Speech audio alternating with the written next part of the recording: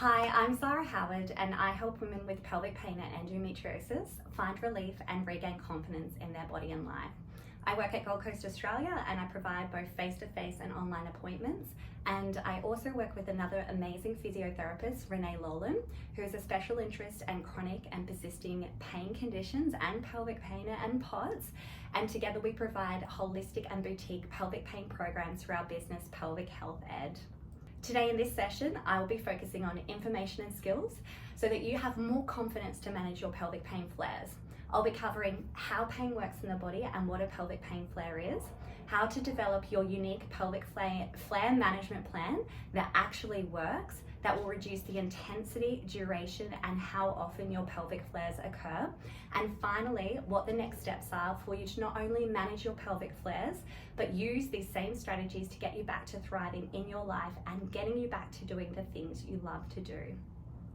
So, a little bit of flare-up neuroscience 101. Flare-ups are very common and very annoying part of pain. But you might be thinking, well, what exactly is a pelvic pain flare-up and why am I experiencing them? So as a quick pain neuroscience 101, pain is an output from the brain and it is a protective measure to alert us of actual or potential tissue damage. Now, if this information is new to you, I'm sure there's other supporting modules or lectures on this, so make sure you go over understanding more about how pain works in the body.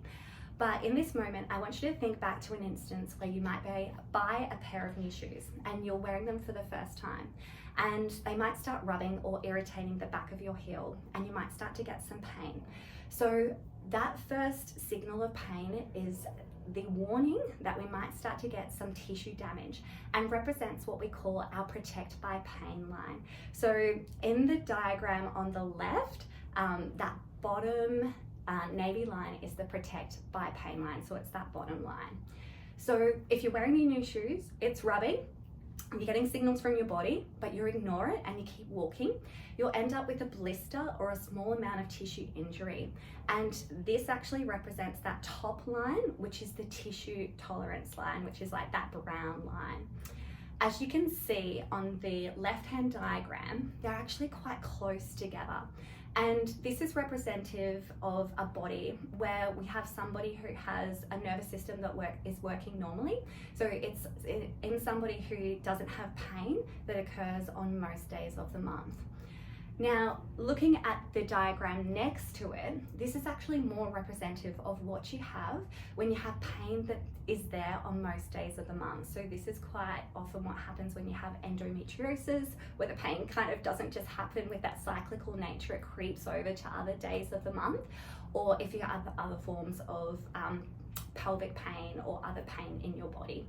So you can see that that bottom protect by pain line has moved further away from the tissue tolerance line. So if you look at the distance now, you'll see there's a bigger distance that's actually dropped lower.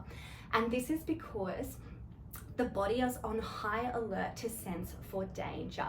And this represents the increased sensitivity of our nervous system and our brain to detect and produce pain much better, because the body has been in pain for so long, so it's on so much high alert. So in the second diagram, you'll also see there is a third new line, which is that red line, which is the flare-up line. Now, the biggest thing I want you to take away from this is that although the flare line does exist, it is, between the protect by pain line and the tissue tolerance line, and is still far away from that tissue tolerance line. So although when you're in a pelvic pain flare, you have got extreme intense pain that is being outputted from your body and outputted from your brain, I want you to take away that you're actually not hitting into that tissue tolerance line and causing tissue damage. So you are sore, but you are safe. And that is the biggest thing I want you to take away from how pain works in the body, just as a quick summary. So what actually happens if you don't manage your flares? So if you don't have a really good flare management plan. So without an effective flare management plan, flare-ups can become more frequent and they can become more intense. And it's very easy for that protect by pain line and that flare-up line to keep actually dropping lower and lower as the nervous system gets more sensitized. And this happens particularly if when you're in a flare, you tend to go into shutdown. So you might go into that curled position, you might stop all of your activities, and you might stay really dormant and shut down and go into like an avoidance pattern. And this can also happen if you're in a flare and if you're like, oh, you know, I'm not going to actually go through all my self-care management strategies. I'm not going to go through my flare-up management strategies, and you actually don't look at managing your pain and you push through it, or you do a boom bust. You actually go up and you'll boom, but then you'll come back down. And what happens over time in the body and how pain works in the body is, again, that protect by pain line and that flare-up line drops. So what that means is that you'll actually get more flares, more intense flares, and longer duration of flares a lot easier, and it's triggered a lot easier with a lot less activity. And this can be really, really worrying for you. But there are things you can do to build up your tolerance and build up more resilience in your system as well. We have what we call neuroplasticity in our body. So there is a lot of hope there. And again, the biggest thing I want you to go back to remember is that the protect by pain line and the flare up line is still sitting under that tissue tolerance line. So yes, you are sore, but you are safe. So you might be thinking, okay, this is great, but it doesn't change my experience of pain in this moment. And I still don't really have this understanding of why my pelvic flare is actually occurring. Now, flare-ups occur for so many different reasons, and it's really important to go to well-trained health professionals that can kind of break down all the different contributing factors to your pelvic flares and help you to manage this and use what we call a biopsychosocial framework. But this is where we really look holistically and we look at, okay, well, what things are modifiable and are feeding into triggering or leading to your flares, and what things can we look at addressing. So there are so many different things, and they're so individual to each person on what might be actually triggering your flare. And this could be things like increased physical demands or increased stress, illness or infections such as urinary tract infections, constipation or irritability in the bowel, pelvic floor muscle tension or spasm, what's going on with our energy needs and what's happening in the bigger picture of our body. So looking at our sleep, our nutrition, our stress overall, hormone fluctuations with the cycle, that temporary inflammation and release of neuroimmune chemicals with menstruation. But the main thing I want you to remember when you're in a flare is that it will improve, and as much as possible, try not to panic. And with your flare management plan, this will really help you to stay in control when you're in a flare. So think of a flare like a speed hump. It slows us down, but as we're coming up the speed hump, but then you're going to initiate all your flare management strategies, and then you're going to come back down over the other side, and you're going to be able to keep on going. So a solid flare-up plan is really important. So when you're in a flare and you're in this extreme intense pain, you're also likely to be in a state of increased stress and increased worry and concern. And it is really hard to think clearly when you're in a flare. So having a physical plan that you can pull out and you can look at and step through what to do to manage your flare is extremely important. It's the same reason why asthmatics have written out plans, because in the moment they're not going to be able to think clearly. So again, flare-up plans can minimize how long the flare-up lasts and the number of flares you experience. So it's definitely worth putting effort into developing your flare-up plan. Now, when you develop your flare-up plan, it's important to have an initial plan that you use within the first couple of hours of your flare, but you also want to look at the next steps. So what you're going to do in the hours after that and in the days after that as well. And this will help you to get back to doing the things that you were doing before you had a flare. So once you've developed your flare-up plan, it's really important that you share it close with those who are close to you, so your family and friends, and that they actually have this flare-up plan accessible to them so they know how to best support you during a flare. It's also really important to do what I term as flare mapping.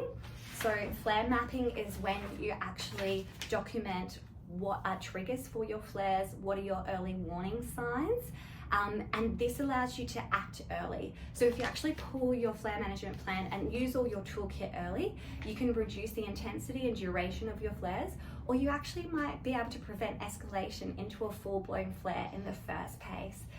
It's also really important to continually reflect on what strategies you're using and adjust them regularly.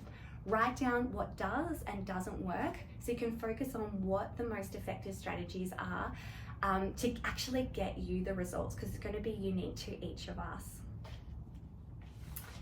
So before we start mapping out your flare management plan, I want you to pause this video and take a moment to reflect. So how often do you get flares? Is there a pattern to them? How long do they typically last? What are some of your triggers? And what strategies do you currently use during your flare? So just take a little bit of time to think about those things and think about, okay, where am I at the moment with my flare management? And now, using the traffic light tool, I want you to rate yourself as either red, yellow, or green.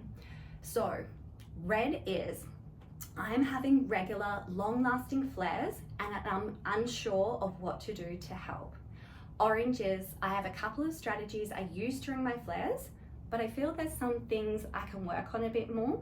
Green is, I have complete control over my flare-ups.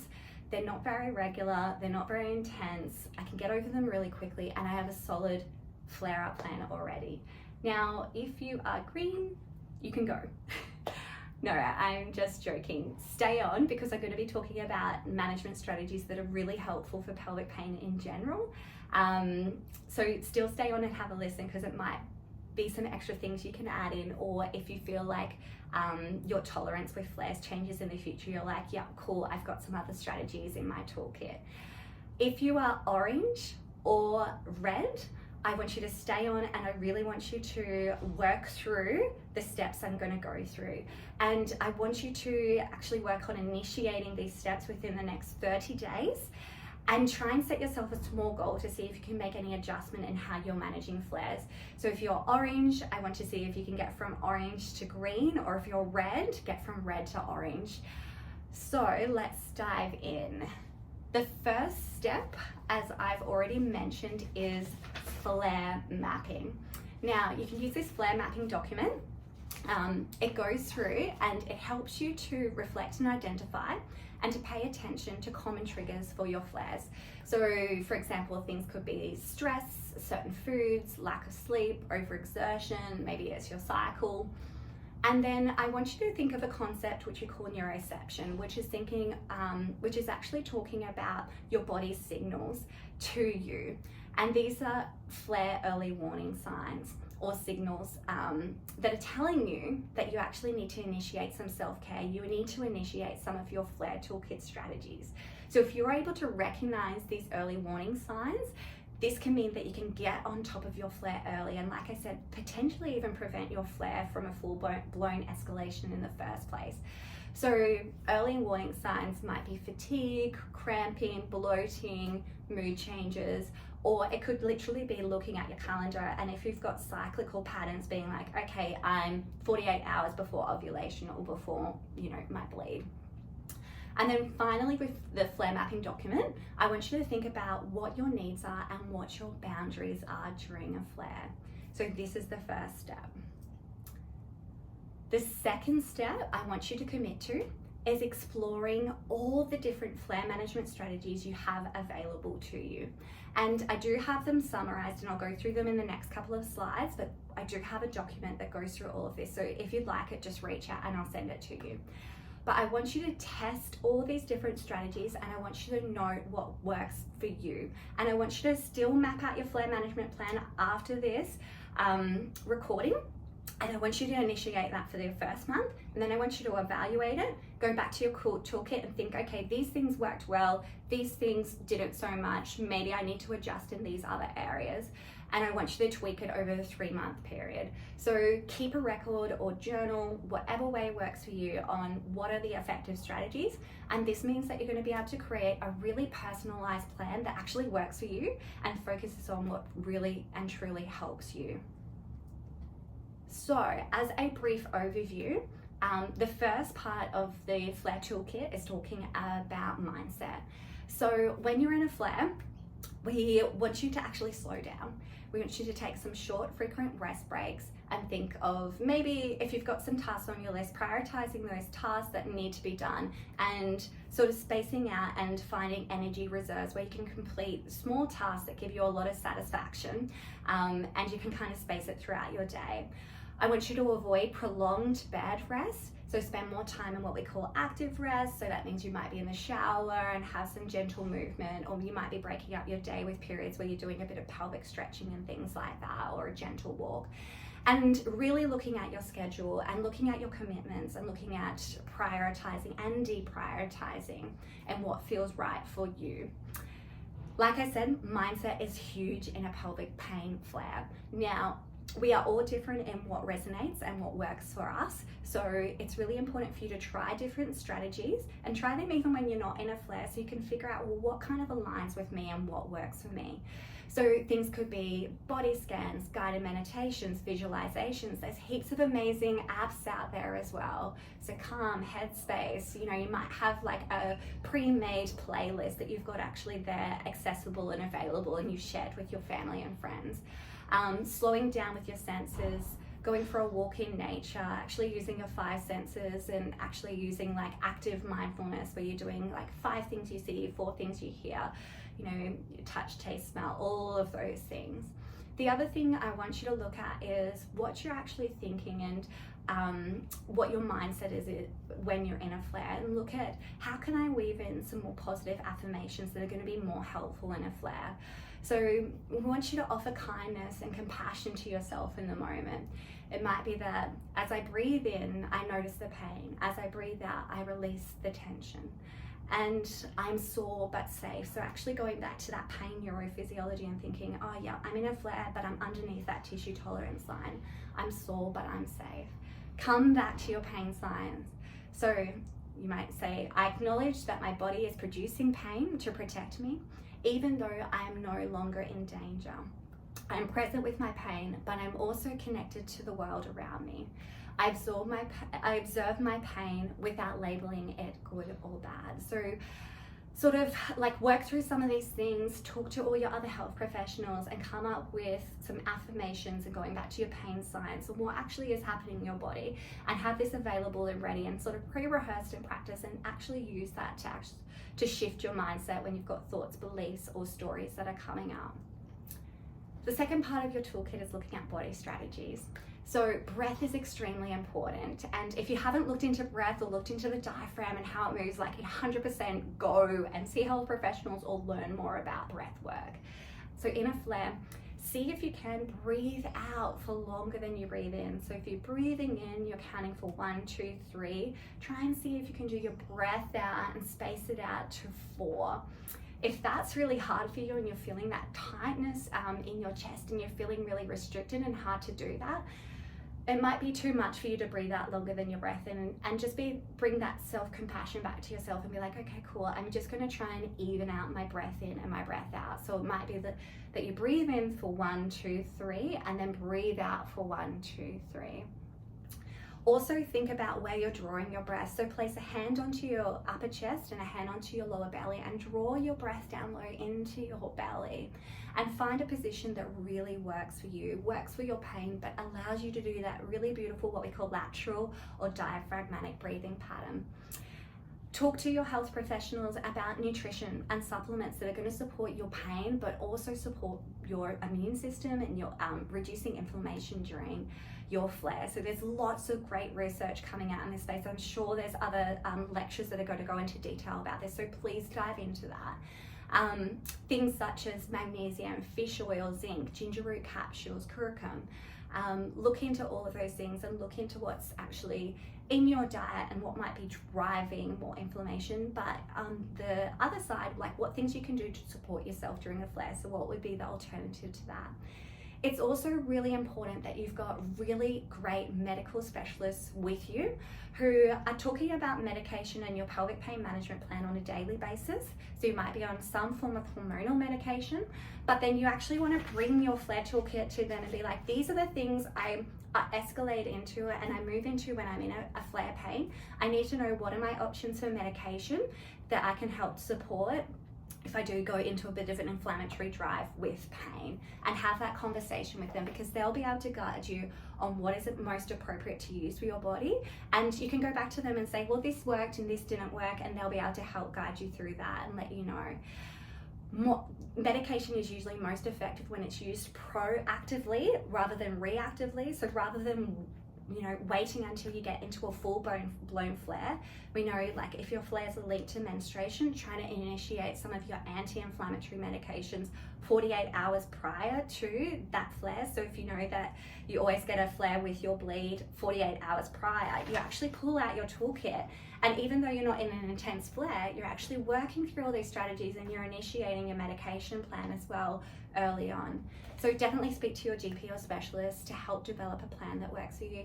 And as a final note, try and avoid opioids. So opioids actually aren't great for pain that occurs on every day of the month or persisting pelvic pain, and this can actually compound and make your pain worse. So try and avoid that as much as possible. And we know that opioids will actually increase constipation, which can make your pain a lot worse as well.